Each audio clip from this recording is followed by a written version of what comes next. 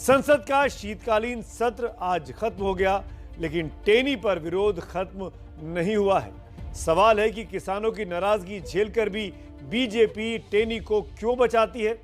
मेरे सहयोगी अंकित गुप्ता की संसद भवन से यह खास रिपोर्ट।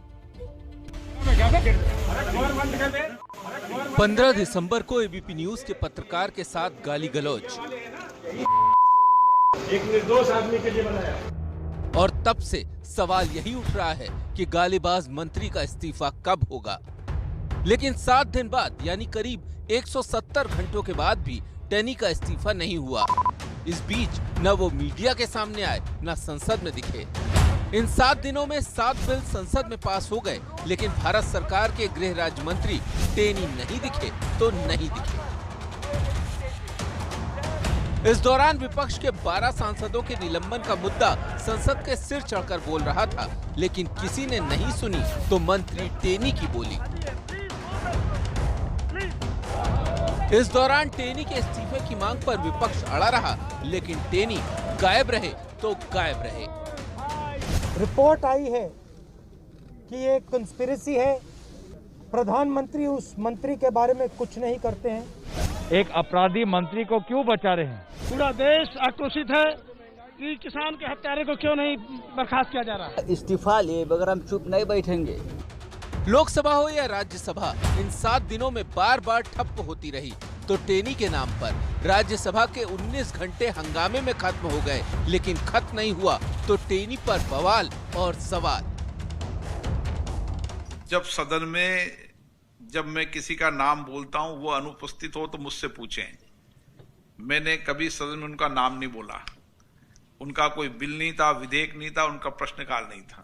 टेनी मिश्रा कहीं पर भी गायब नहीं थे, कहीं पर छुपे नहीं हुए थे, खुलेआम अपना काम कर रहे थे। तो कुछ काम ऐसे होते घर पे बैठ के कर दिया। तो कल ही वो माननीय गृह मंत्री जी से मिले, तो ये इस प्रकार का ये जो आरोप है पूरी तरीके से निराधार। संसद का शीतकालीन सत्र खत्म होने से एक रात पहले मंगलवार को गृह मंत्रालय ने साइबर क्राइम से निपटने के लिए एक बैठक बुलाई थी, जिसकी अध्यक्षता खुद गृह मंत्री अमित शाह कर रहे थे। और उसी बैठक की ये तस्वीर जब सामने आई तो उसमें टेनी नजर आए। बैठक में टेनी अमित शाह के बाईं तरफ दूसरे नंबर पर बैठे थे। चेहरा मुरझाया हुआ था और सिर झुका हुआ। हाव भाव में वो ठसक नहीं थी जिसे वो पत्रकारों को दिखाते हैं, और न ही वो रौब था जिसके दम पर वो 2 मिनट में विरोधियों को ठीक करने की धमकियां देते हैं। अगर वो भी होम मिनिस्टर में है तो इंक्वायरी में इसका असर पड़ेगा इंक्वायरी के ऊपर। तो इसीलिए हम चाहते थे कि उन्हें इस्तीफा दे। पहले मैं इनको भारतीय झूठी पार्टी कहती थी, अब मैं इनका नया नाम रखूंगी बेशर्म झूठी पार्टी। कि बेशर्मी की हदें पार कर रहे हैं कि उनको उनकी जगह पे बनाए रखा है। वो भागेंगे क्यों? मोदी जी उनको रक्षा कर रहे हैं ना, अमित शाह जी रक्षा कर रहे हैं। नजर आए, लेकिन नजर कैसे मिला पा रहे हैं, ये मेरे लिए ज्यादा चिंता का विषय है। और जाहिर है कि हठ धर्मिता में आप उनको नाम से इस्तीफा मांगने की हिम्मत है। शायद आपके चुनावी अंगणित का विसात कुछ गड़बड़ हो जाएगा। विपक्ष से तो टेनी कुछ हद तक बच गए, लेकिन यूपी चुनाव, बीजेपी और टेनी के बीच किसान अब भी खड़े हैं। किसानों का धरना जब दिल्ली में उठा था, तब भी उन्होंने कहा था कि टेनी के मामले पर सरकार ने क्या कुछ किया, इसको वो 1 महीने बाद जरूर परखेंगे। और अब भी किसान टेनी के मुद्दे को छोड़ने के मूड में नहीं है। तो सबसे बड़ा जो उसका दोषी है वो मंत्री माना जाएगा, लेकिन उसके बावजूद इस तरह से उसको बचाया गया तो एक लोकतंत्र की भी हत्या, और ये बिल्कुल जो है वो गुंडा राज वाली बात है। कोई वैसे नैतिक तौर से तो नहीं भी होते ते बने रहे ਤੇ ਫਿਰ ਵੀ ਸਰਕਾਰ ਨੂੰ ਚਾਹੀਦਾ ਵੀ ਉਹਨੂੰ ਉਹਦੇ ਤੋਂ ਬਰਖਾਸਤ ਕਰਕੇ ਪਾਸੇ ਕਰੇ ਤੇ ਧਾਰਾ 120 ਵੀ ਲੱਗ ਕੇ ਉਹਦੇ ਤੇ ਕੇਸ ਦਰਜ ਕਰਕੇ ਉਹਨੂੰ ਅੰਦਰ करे। अक्टूबर में लखीमपुर कांड यूपी से होता हुआ दिल्ली पहुंचा था, और अब जबकि कुछ दिनों बाद चुनाव है तो इसमें कोई शक नहीं कि यह मुद्दा दिल्ली से निकलकर फिर से यूपी पहुंचेगा। टेनी के बेटे पर आरोप है कि उसने किसानों पर अपनी गाड़ी चढ़ा दी थी। किसान टेनी से नाराज हैं, जबकि यूपी हो या पंजाब, किसानों का वोट बहुत अहमियत रखता है।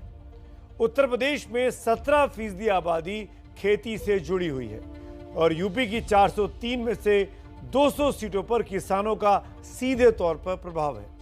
पश्चिमी यूपी में तो 120 सीटों पर किसानों के वोट का असर सीधे सीधे देखा जाता है। पिछली बार इनमें से 80% सीटें भारतीय जनता पार्टी और उसके सहयोगियों ने जीती थी, तभी इतनी बड़ी बम्पर जीत विधानसभा में बीजेपी को मिली थी। लेकिन उस वक्त जबकि बात है, ना तो बीजेपी के लिए कोई कृषि कानून जैसी बात थी, ना कृषि कानून वाला कोई बिल आया था, ऐसा कोई लफड़ा था ही नहीं। किसानों को गालीबाज मंत्री के इस कृषि बिल आने के बाद जो गालीबाज के मंत्री हैं मिस्टर अजय मिश्रा टेनी, उनके बेटे ने किसानों की आवाज़ को दबाने की कोशिश की, जैसा कि एसआईटी रिपोर्ट में आया है। इसीलिए कुछ बड़े सवाल अब खड़े होते हैं। किसान गुस्से में है। एबीपी न्यूज़ के लिए सी वोटर के ताज़ा सर्वे भी बताते हैं कि बीजेपी जिस तरीके से टेनी को बचा रही है, उससे लोग बहुत खुश नजर नहीं आ रहे हैं। जब लोगों से पूछा गया कि एसआईटी रिपोर्ट के बाद अजय मिश्रा टेनी को क्या इस्तीफा देना चाहिए, इस पहले सवाल के जवाब में 62% लोगों ने हाँ में जवाब दिया है, 62%। 38% ने कहा, 38% ने कहा कि नहीं देना चाहिए।